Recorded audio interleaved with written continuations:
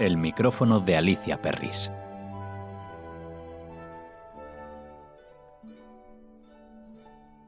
Hola, oyentes de Radio Sefarad. Comenzamos esta emisión con Ana Netrebko y Elina Garanza en el dúo de la barcarola de los cuentos de Hoffmann de Jacques Offenbach. No sabemos si la vida de Monique Roman, esposa del antropólogo Claude Lévi-Strauss, Strauss o Strauss, como quieran pronunciarlo, fue tan plácida. Pero en este nuevo programa del micrófono de Alicia Perris intentaremos darles algunos detalles de última hora. Pero antes de hablar del documental de Monique, unas palabras de su marido, porque hubo un tiempo en que todos leíamos a Lévi-Strauss.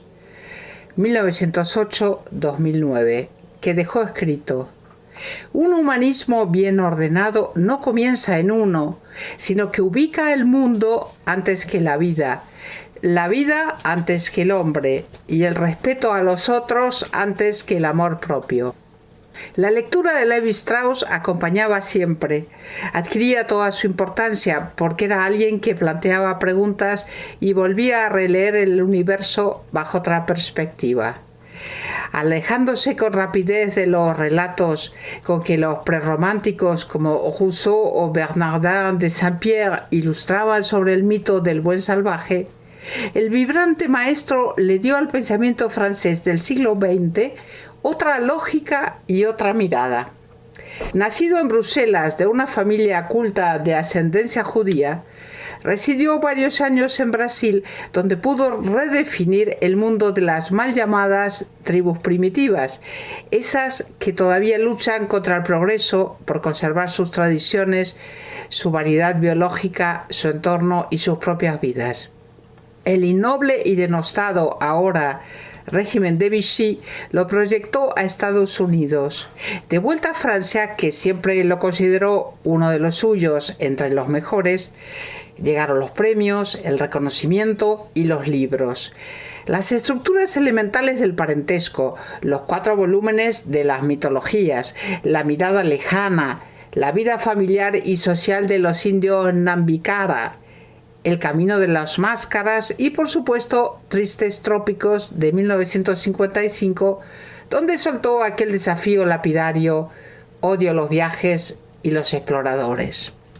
En 2008 fue agasajado una vez más, pero ya 3 años antes había dicho con rotundidad: el ser humano vive en un régimen de endogamia, de envenenamiento interno.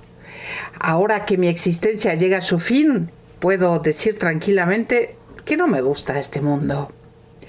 Nicolas Sarkozy, el presidente de Francia, tuvo palabras de elogio para este sabio que pensaba que la sabiduría radica en las preguntas, no en las respuestas. Michel Tournier, el inquietante autor del Rey de los Alisos, experto también en el estudio curioso del ser humano, conocía bien a este pensador que había tenido el privilegio de ser considerado un prócer por la editorial Gallimard, junto a otros escritores de mucha relevancia como Marguerite Yourcenar o Ionesco. Lévi-Strauss establece los cimientos de la antropología moderna, dando un rodeo que incluye la aportación y la riqueza de la lingüística, cuyos estudios compartió con su amigo Roman Jakobson. Lo acusaron de negar el progreso, de disolver la historia, los unos, existencialistas y marxistas, y los otros, el resto del rebaño, que más o menos domesticado, se afiliaba a una teoría para evitar la zozobra del pensamiento, sin condicionantes ni cadenas. Su labor como humanista ha sido vilipendiada, analizada y disecada, pero sigue intacta porque está orientada hacia la vida, espejo y fogonazo de la existencia del otro. Levantaba pasiones y críticas cuando escribía frases como: yo trato de establecer, tomando la etnografía como punto de partida, en qué medida el espíritu humano no es libre. El Museo del Quai Branly de París le dedicó un aula que lleva su nombre a este francés y judío universal que se dedicó a continuar la estela de sociólogos como Durkheim, de sabios como Freud, de lingüistas como Ferdinand de Saussure o de revolucionarios como Vladimir Prop. Estudió los mitos utilizando las teorías psicoanalíticas y demostró que muchos de los principios de las ciencias pueden ser generalizables a otras, con lo que juntó por una vez el parcelado puzzle del patrimonio humano.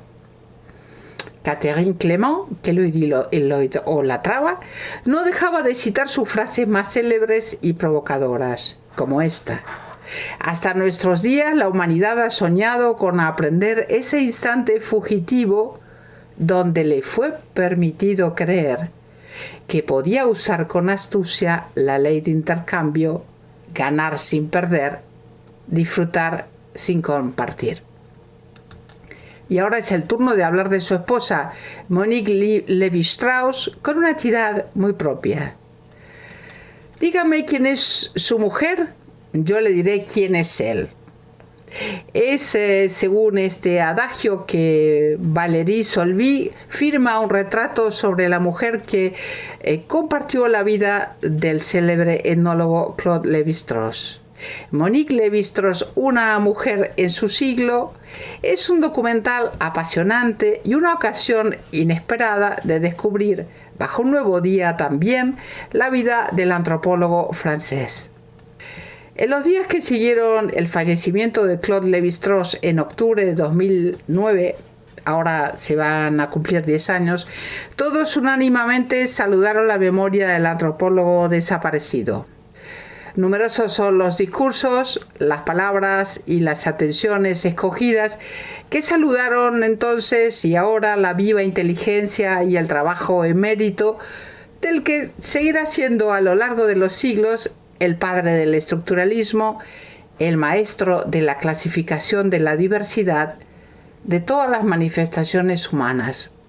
Solo una parte de vida sobre la que no teníamos nada que contar parece faltar. Desafiando el sentido, pensábamos conocerlo todo, Valérie Solvay se dio como objetivo llamar al lugar que le correspondía a su mujer Monique, que había tenido realmente en la vida del antropólogo. El documental fue proyectado en avant-première, antes de sacarlo al gran público, en el Collège de France, el Colegio de Francia, el pasado lunes 27 de mayo de este año. Y si la ciencia exige una mirada distanciada de los hechos, la cámara permite transmitir una emoción palpable de la realidad. La realizadora se emplea a fondo en resituar los hechos, en relatar en primera persona la historia de esta escritora contemporánea que hoy tiene 93 años.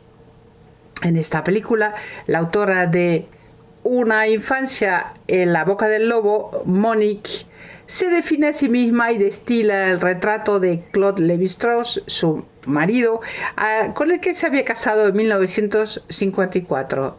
Lévi-Strauss tenía 17 años más que ella. Trazando un paralelo entre la vida privada y el trabajo, este relato autobiográfico analiza el modo en que la esfera íntima se imbrica en la obra de cada uno de ellos, porque era él, pero también y sobre todo porque se trataba de ella.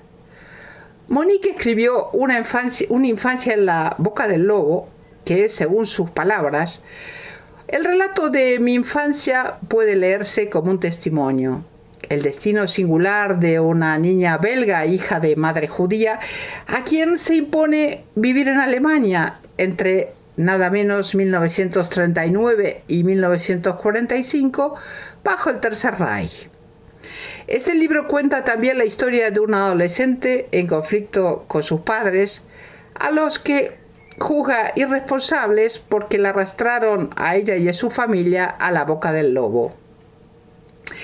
Explica a Monique, hubiera debido mantener un diario entre los 13 y los 19 años, durante esos años de guerra en que mi padre nos había llevado a Alemania, a la Alemania nazi, a mi madre, a mi hermano y a mí. Hasta aquí la cita. Pero no lo hizo y cuando terminó la guerra todo el mundo quería pasar página y no volver a recordar sucesos que para algunos habían resultado traumáticos y o eran secretos. Y sigue escribiendo la autora, Monique. A partir de mayo de 1940, la Gestapo revisaba nuestras habitaciones. Estábamos prevenidos. Cualquier testimonio escrito podía traicionarnos. No solo teníamos que callarnos, sino no tener nada sospechoso. Cuando regresó a Francia en 1945, los episodios que acababa de vivir daban vueltas, revoloteaban en su cabeza. Me hubiera gustado tanto, dice ella, hablar de esto, pero nadie quería escuchar. Todo el mundo quería olvidarse de lo que había pasado. Si yo hubiera sido perspicaz, hubiera prevenido que un día una nueva generación se interesaría en la vida cotidiana durante la guerra. No me supe anticipar, no lo supe ver, no escribí nada en 1945. Tuve que entonces esperar 70 años antes de entregar mis recuerdos descarnados. De hecho, mi familia no está contenta con la idea de que publicara este libro. En la publicación Las reglas del juego, hay un autor, Gilles Herzog, que escribe, comenta de esta obra autobiográfica de Solveig, la cineasta, que acaba de presentarse al público.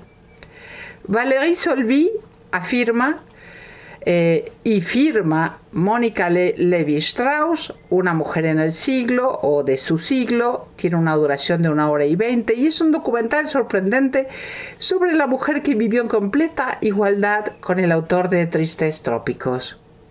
Los profesionales de las cosas hechas como amateurs, como principiantes, a veces hacen muy bien su trabajo, aunque de una manera muy distinta de las gentes del métier. Con una naturalidad, un aire que sobrevuela sin manchar, una inocencia que vuelve a sus mayores en el oficio, que convierte a sus mayores en el oficio en celosos de su trabajo. Se trata aquí de una película sobre uno de los espíritus más potentes del siglo pasado, el retrato en primera persona de Mónica Levi-Strauss, una contemporánea de 93 años que convivió con el autor de El pensamiento salvaje y otros monumentos de la etnología moderna, sin que nadie percibiera realmente su propia existencia personal. Valérie Solvay, comunicante muy amada de los Happy Few en la ciudad, le rinde homenaje en esta película encantadora y bucólica, como un domingo en el campo entre amigos. El campo, por cierto, Lignerolles, en la Costa de Oro, este pabellón de caza de Charmette, bautizada así en memoria de Rousseau, que inventó el buen salvaje, donde Claude y Monique Levi-Strauss vivieron en medio de los bosques y del ruido de los arroyos, en esta pequeña Amazonia francesa, libre o casi libre de cualquier presencia humana, paraíso de los jabalíes, de las nutrias, de los gatos salvajes, de las grajillas, de miles de abejas. Lejos del mundo, en el corazón de la naturaleza, entre dos seres enamorados de esta simplicidad sofisticada, e igualmente apasionados por las clasificaciones de todo tipo. La película entonces se enraiza en este exilio un poco salvaje y retirado, como escribe Rousseau en sus Confesiones, una folía del italiano literalmente en mitad de las hojas, burguesa, de 1860, donde Monique Levi-Strauss desarrolla con una felicidad sin interferencias este arte de habitar y de vivir tan ordenado que se construyó en el correr de los años con su marido tan intelectual, que no dejan aquí indiferentes a los Bororo, a los Nambiwara allí, al Colegio de Francia y a las feministas. Aparte de preocuparse por el color de las cortinas, los papeles pintados de las paredes, los chales antiguos, un tema de la que se convirtió en especialista mundial, la recogida de la miel, una sociedad de 50.000 miembros que admiraba como etnólogo fascinado el brillo de los muebles de caoba, así como por supuesto el manejo de las ideas y la exploración de los mitos de las tribus de la Amazonia. Era un perfecto sabio que ponía el trabajo artesanal y la organización, la clasificación, en el rango de las grandes producciones del genio humano. Es de esta manera que declaró a Monique Romain que quería vivir con ella. ¿Por qué usted querría vivir conmigo?, le preguntó su mujer.